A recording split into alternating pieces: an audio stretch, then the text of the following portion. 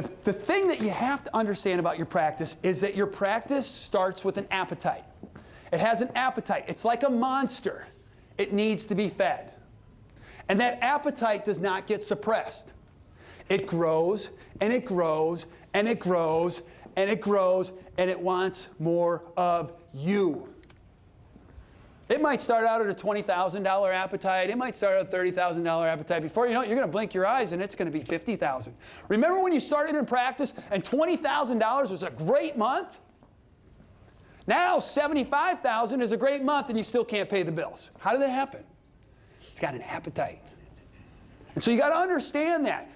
The appetite can only be satisfied with one thing, and that's more of you. It needs more of you. It will suck you in. And if you let it work, will consume your life. If you don't draw boundaries, it'll just pull you in, it'll whisk you in, and it will capture you. It has an appetite.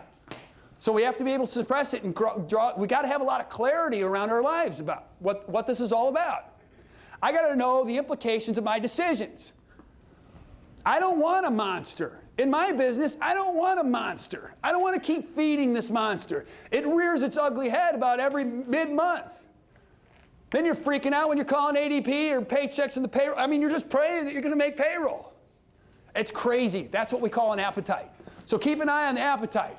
I love this. A dentist in Virginia said this to me. It was one of my favorite quotes. He goes, you know what the turning point for me was? I woke up and I realized that I was going to work just so other people could have jobs. You got to be careful about that. He would go into his morning huddle with 12 auxiliaries, and he would go like this. I got to pay all these people today. Now, I'm not against having big teams. There are some temperaments, they like that. And I say, go for it. I think it's awesome. Some of my best practices, they have big teams. But the dentist temperament fits that. They'll say, I like this activity. It fits me. And that's raving success. That's awesome. But if it doesn't fit you, you got to be honest with yourself.